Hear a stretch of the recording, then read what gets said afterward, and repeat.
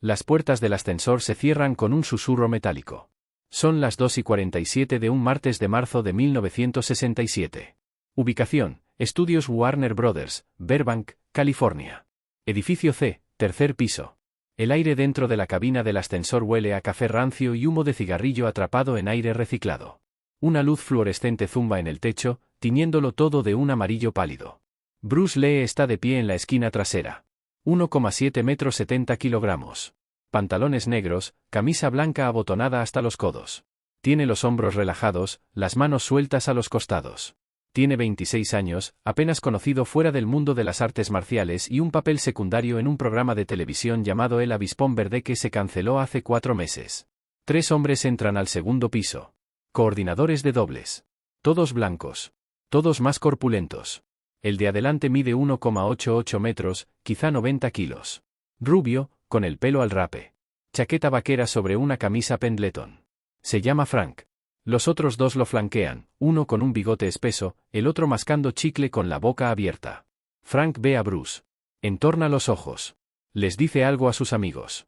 Se ríen. Las puertas se cierran de nuevo. El ascensor empieza a descender. Planta baja en 45 segundos. Frank se gira. Mira a Bruce. Sonríe, pero no hay calidez en su sonrisa. Eres ese chico de Kung Fu, ¿verdad? ¿De los del Avispón Verde? Bruce asiente una vez. Su rostro está tranquilo. Su mirada permanece fija en la de Frank. Cancelaron ese programa enseguida, ¿verdad? Frank cambia de postura y da medio paso al frente. Sus amigos se mueven con él. El ascensor se siente más pequeño ahora. Supongo que Estados Unidos no estaba listo para un compañero chino. El amigo del bigote resopla. El que masca chicle hace una burbuja y la revienta. Bruce no responde. Su respiración se mantiene constante. Inhala por la nariz, exhala por la boca. Su peso se deposita en el pie trasero, casi imperceptiblemente. Frank da otro paso. Ya está a 1 metro de distancia. El ascensor continúa su lento descenso. 30 segundos. ¿Sabes lo que oí? La voz de Frank baja. Oí que todo eso del Kung Fu es falso. Pasos de baile. Coreografías para la cámara. Ladea la cabeza. Apuesto a que no podría salir de una bolsa de papel. El amigo del bigote sonríe. No tiene a dónde ir, Frank. Está atrapado aquí con nosotros. La sonrisa de Frank se ensancha. Así es. No tienes a dónde ir, hombrecito. El ascensor pasa por el primer piso. 20 segundos hasta el suelo. Bruce Lee desplaza su peso hacia adelante. Sus manos no se mueven. Su voz, cuando sale, es tranquila. Calmada. Casi suave. No necesito correr. Lo que ocurrió en esos siguientes 18 segundos revelaría más sobre la naturaleza del combate real que 1000 horas en un dojo. Expondría la diferencia entre los hombres que hablan de lucha y los que comprenden la violencia a un nivel tan fundamental que resulta indistinguible de respirar. Y comenzaría con algo que ninguno de los 3 coordinadores de especialistas esperaba. Quietud absoluta. Si quieres descubrir cómo se desarrolló este legendario enfrentamiento y la profunda lección que reveló, asegúrate de suscribirte, porque lo que sucede a continuación desafiará todo lo que creías saber sobre el combate. 6 meses antes, Bruce Lee daba clases particulares en un garaje de Los Ángeles. Entre sus alumnos se encontraban Steve McQueen, James Coburn y Kareem Abdul-Jabbar. Cobraba $275 la hora, una cifra astronómica para 1966, y tenía una lista de espera de 3 meses. Llamó a su método Jeet Kune Do, el camino del puño interceptor. Pero a Hollywood no le interesaba su filosofía. Querían coreografías exóticas. Lo querían en un segundo plano, interpretando a sirvientes y villanos, hablando un inglés deficiente a pesar de haber crecido en Hong Kong hablando cantonés, inglés y leyendo textos clásicos chinos. El Avispón Verde se suponía que sería su gran éxito. Interpretó a Kato, el conductor del Hornet y experto en artes marciales. La serie duró una temporada. 26 episodios. Los ejecutivos de la cadena afirmaron que el público estadounidense no estaba preparado para un protagonista asiático. Dijeron que su acento era demasiado marcado.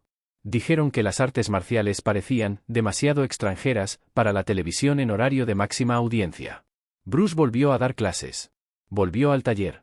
Volvió a vivir de las clases particulares mientras su esposa Linda trabajaba de secretaria para pagar el alquiler de su apartamento en Culver City. Pero no dejó de entrenar. Todas las mañanas, al amanecer, corría 5 kilómetros. Golpeaba el saco de boxeo durante 30 minutos. Practicaba las técnicas durante 1 hora. Estudiaba boxeo occidental, esgrima europea y lucha libre. Leía libros de biomecánica, kinesiología y neurología. Estaba obsesionado con una pregunta: ¿cuál es la manera más eficaz de neutralizar una amenaza? No es la forma más bonita. No es la más tradicional. Es la más eficiente. Este es el Bruce Lee que estaba en ese ascensor. Frank no sabía nada de esto. Conocía a Bruce por la televisión. De 26 episodios donde cada pelea era coreografiada, con golpes contenidos y trucos de cámara. Frank había sido coordinador de especialistas en Hollywood durante 11 años. Había hecho de doble de John Wayne, Dean Martin y Charlton Heston. Había estado en peleas de bar en Texas, riñas en sets de rodaje, altercados fuera de clubes en Sunset Boulevard. Se consideraba un hombre que entendía la violencia. Veía a Bruce como un hombre pequeño. Un extranjero. Un actor fingiendo. El ascensor continuó bajando. 15 segundos hasta la planta baja. La mano derecha de Frank se movió primero. No fue un puñetazo, sino un empujón. A dos manos, dirigido al pecho de Bruce. El tipo de empujón destinado a establecer dominio, acorralar a alguien, hacerlo tropezar y sentirse pequeño. Sus manos nunca hicieron contacto. La mano izquierda de Bruce interceptó la muñeca derecha de Frank. El movimiento fue tan rápido que el amigo del bigote diría más tarde que no lo vio. De repente, el brazo de Frank se detuvo en el aire, sujeto por el agarre de Bruce. Pero no era un agarre. No era como Frank entendía el agarre. Los dedos de Bruce no estaban apretados. Su pulgar descansaba ligeramente sobre la parte interior de la muñeca de Frank y los otros 4 dedos sobre la parte exterior. Parecía suave. Casi casual. Frank intentó retirar el brazo. No se movió. Tiró con más fuerza. Nada. Los tendones del cuello le sobresalían. Su cara se puso roja. La mano de Bruce no se había apretado. La presión era exactamente la misma. 10 segundos. Frank lanzó un gancho salvaje con la mano izquierda dirigido a la cabeza de Bruce. Esta vez, la mano derecha de Bruce se elevó, con la palma abierta, y golpeó el antebrazo de Frank a 10 centímetros por debajo del codo. De nuevo, el mismo contacto leve.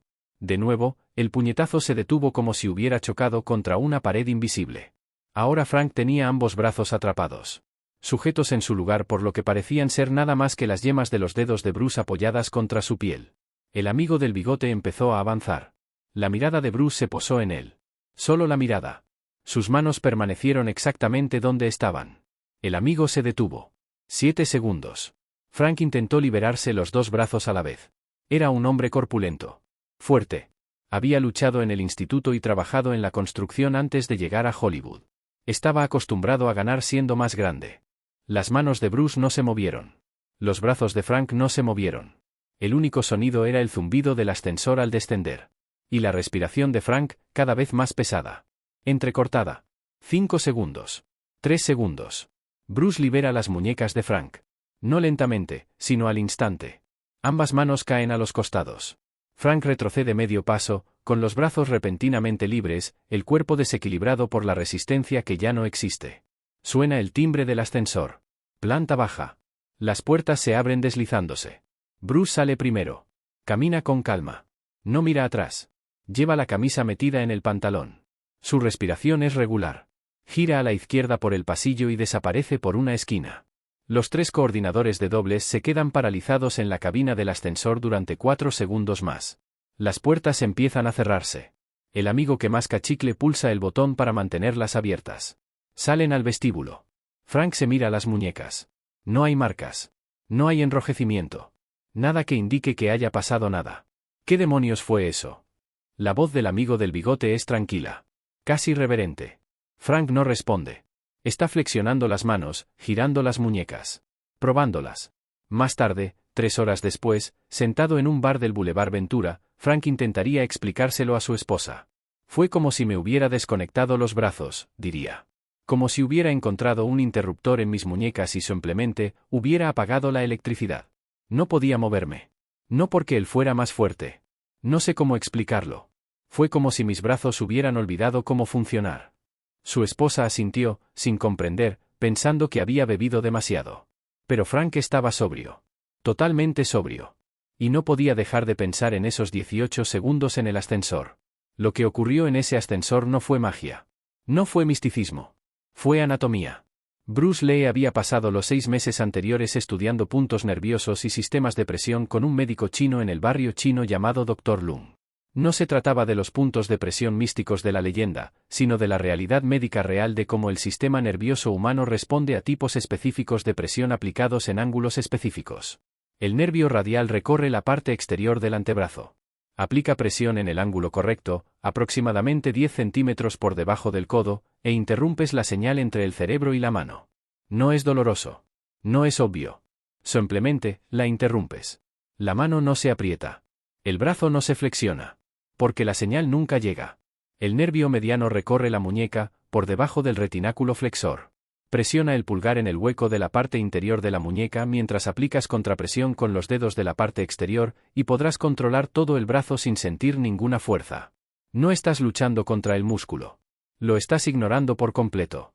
Estás hablando directamente con el sistema nervioso, y el sistema nervioso siempre le gana al músculo. Esto es lo que Bruce le hizo a Frank. No era fuerza. Frank lo superaba en peso por 34 kilos. No era velocidad, aunque Bruce era rápido. Era precisión. Era saber exactamente dónde tocar, cómo tocar y qué pasaría al hacerlo. Pero aquí es donde todo cambió. Frank no le contó a mucha gente sobre el ascensor. Su orgullo no se lo permitió. Pero se lo contó a la comunidad de coordinadores de dobles. Y en Hollywood, las historias vuelan. En menos de una semana, Bruce recibió una llamada. Era Bob Wall, cinturón negro de karate y doble de acción. Había oído la historia de primera mano. No la creía. Frank es un tipo corpulento, dijo Bob por teléfono. Sin ánimo de ofender, Bruce, pero no hay forma de detenerlo sin un puñetazo. Así no funciona la lucha. Bruce guardó silencio un momento.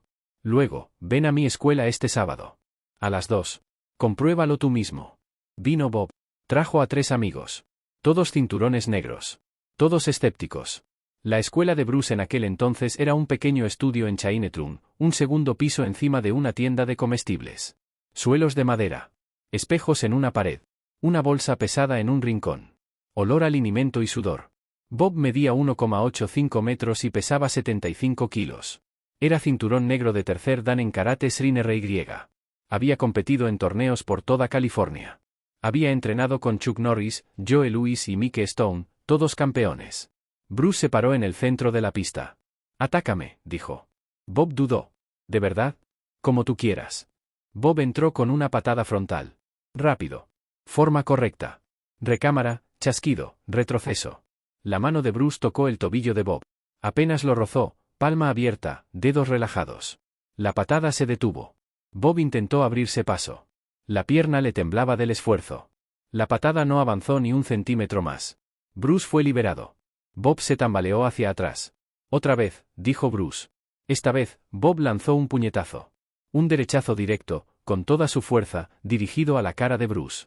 La mano izquierda de Bruce interceptó la muñeca de Bob. Ese mismo agarre ligero. Bob sintió que su brazo se detenía, que la fuerza se le escapaba como agua por un colador. Bob intentó retroceder. No pudo. Intentó golpear con la otra mano. La mano derecha de Bruce también le atrapó la muñeca. Bob estaba atrapado. Tenía ambos brazos agarrados. Giró el cuerpo, intentando liberarse rotando la cadera. Nada. Tiró con todas sus fuerzas. Las manos de Bruce parecían apenas tocarlo. Los 3 amigos observaron en silencio. Bruce sujetó a Bob allí durante 7 segundos. Luego lo soltó. Bob retrocedió. Respiraba con dificultad. No por el esfuerzo, sino por la confusión. Por lo fundamentalmente malo que le acababa de pasar. ¿Cómo? La voz de Bob sonó áspera. Bruce se acercó a la pared. Señaló un diagrama que había dibujado con tiza. El cuerpo humano, su estructura esquelética, con líneas que marcaban las vías nerviosas. «Estás luchando contra ti mismo», dijo Bruce. «Cuando toco aquí», señaló la muñeca, «tu cerebro le dice a tu mano que tire. Pero la señal no llega. Así que tiras con más fuerza. Tensas todos los músculos del brazo. Y cuanto más te tensas, más fácil te es controlar. Estás creando tu propia prisión». Se volvió hacia Bob. «El secreto no es la fuerza. Es saber que la fuerza de tu oponente es irrelevante si entiendes el sistema que la controla». Deja un comentario abajo. ¿Crees que la filosofía de Bruce de ignorar por completo la fuerza era superior o simplemente estaba aprovechando una laguna en el entrenamiento tradicional de artes marciales? Defiende tu postura. Quiero ver debates reales sobre artes marciales en los comentarios. Veamos quién entiende la lección más importante. Bob Wall se convertiría más tarde en uno de los mejores amigos de Bruce Lee. Aparecería en 2 películas de Bruce, Entra el dragón y El camino del dragón, y pasaría el resto de su vida enseñando los principios que aprendió ese sábado por la tarde. Pero en ese momento, de pie en ese pequeño estudio encima del supermercado, Bob sintió que algo cambiaba en su comprensión del combate. Todo lo que había aprendido en 20 años de artes marciales de repente parecía incompleto. No erróneo, sino incompleto. Como si hubiera estado estudiando el manual de instrucciones de un coche sin mirar nunca debajo del capó. Frank nunca fue al estudio de Bruce. Pero 6 semanas después del incidente del ascensor, hizo algo inesperado. Le pidió a Bruce que fuera el coreógrafo de lucha para su próxima película. Un western de bajo presupuesto que nunca llegaría a los cines, pero ese no era el objetivo. En el set, Frank contactó a Bruce entre tomas. He estado pensando en lo que pasó, dijo Frank. El tono arrogante había desaparecido de su voz. En el ascensor. Bruce esperó. Me equivoqué, continuó Frank. Sobre que el kung fu era falso. Hizo una pausa. Sobre muchas cosas. Bruce asintió. No te equivocaste al ser escéptico. Te equivocaste al guiarte por tu ego. Frank lo asimiló. ¿Puedes enseñarme lo que hiciste? Bruce lo consideró un buen rato. Luego, tomaría años. Y primero tendrías que desaprender todo lo que crees saber sobre la lucha. ¿Cuánto tiempo te tomó? Todavía estoy aprendiendo. Frank sonrió, una sonrisa sincera esta vez, sin burla. Es lo más sincero que me han dicho sobre artes marciales. Se dieron la mano.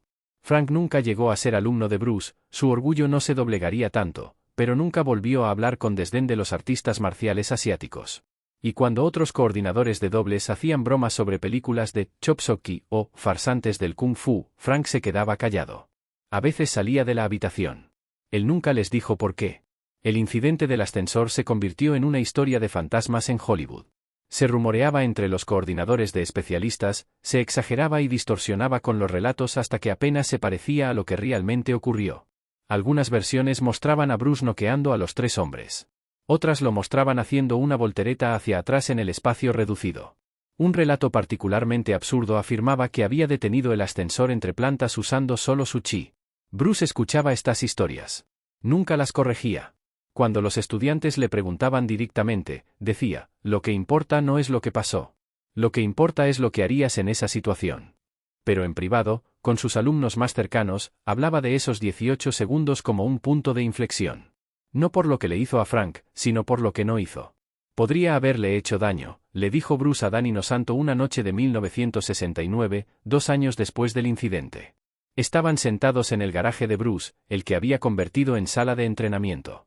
El saco de boxeo pesado colgaba en silencio en un rincón. Podría haberle roto la muñeca en un instante. Dislocarle el codo.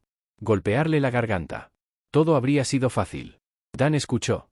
Era el alumno más dedicado de Bruce, un artista marcial que había estudiado múltiples sistemas y comprendía que Bruce estaba construyendo algo nuevo. Algo que trascendía el estilo. Entonces, ¿por qué no lo hiciste?, preguntó Dan. Bruce guardó silencio un momento. Porque la violencia debería ser la respuesta a una pregunta. Frank no estaba haciendo una pregunta que requiriera esa respuesta. Tenía miedo. Inseguridad. Arremetía contra la pared porque Hollywood estaba cambiando y sentía que su relevancia se desvanecía. Herirlo no le habría enseñado nada, salvo a temerme. Y el miedo no conduce a la comprensión. Se puso de pie y caminó hacia el diagrama en la pared, el mismo que le había mostrado a Bob Wall. La verdadera maestría no se trata de cuánto daño puedes causar. Se trata de cuánto daño necesitas causar para resolver la situación. Frank aprendió más de 18 segundos bajo control que de 18 segundos siendo golpeado. Dan asintió lentamente. ¿Y si no se hubiera detenido? ¿Y si hubiera seguido atacando? Bruce sonrió. Entonces la lección habría sido diferente. Esta filosofía se convertiría en un elemento central del Jeet Kune Do. Bruce escribió sobre ella extensamente en sus notas, miles de páginas que se publicarían años después de su muerte. En una entrada, fechada en abril de 1970, escribió: el artista marcial clásico se entrena para ser peligroso. Mide su progreso en cuántas tablas puede romper, cuán fuerte puede patear, cuántos oponentes puede derrotar. Pero el peligro es fácil. Un arma es peligrosa. Una bomba es peligrosa. Cualquier tonto puede destruir. El verdadero artista marcial entrena para ser preciso. Mide su progreso según su control sobre su cuerpo, sus emociones y su respuesta a la amenaza. Aprende a calibrar su respuesta para que coincida con la pregunta. Esto es infinitamente más difícil que aprender a golpear fuerte. Es el trabajo de toda una vida. El incidente del ascensor fue la prueba de concepto de Bruce. No para Hollywood, Hollywood nunca entendió lo que pasó ese día. Sino para él mismo. Para el sistema que estaba construyendo. Pero lo que ocurrió en los 3 años siguientes sorprendió incluso a los testigos que creían haber visto toda la capacidad de Bruce Lee. En 1970, Bruce se lesionó la espalda durante un entrenamiento. Un accidente de levantamiento de pesas, mala postura, demasiado peso, exceso de confianza. Los médicos le dijeron que tal vez nunca volvería a patear. Tal vez nunca volvería a practicar artes marciales al nivel que tenía antes.